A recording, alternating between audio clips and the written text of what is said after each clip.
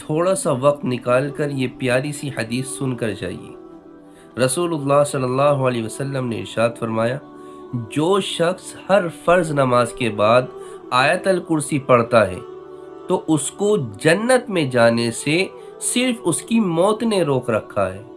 یہاں اس کی موت آئی اور وہاں وہ سیدھا جنت میں گیا۔ اور ایک دوسری حدیث میں ہے کہ جو ہر فرض نماز کے بعد آیت الکرسی پڑھتا ہے تو وہ دوسری نماز تک اللہ تعالیٰ کی حفاظت میں آ جاتا ہے۔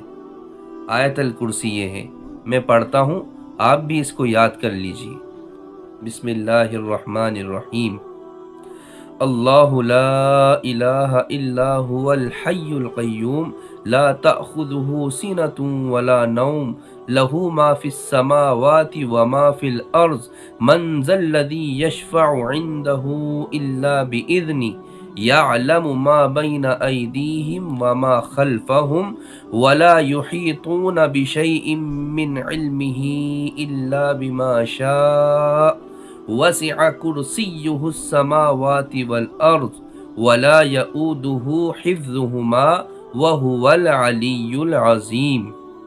اور میرے نبی کا ارشاد ہے کہ اللہ اس شخص کے چہرے کو تر و تازہ رکھے جو میری حدیث کو سنے اور دوسروں تک پہنچائے۔ جزاکم اللہ خیر۔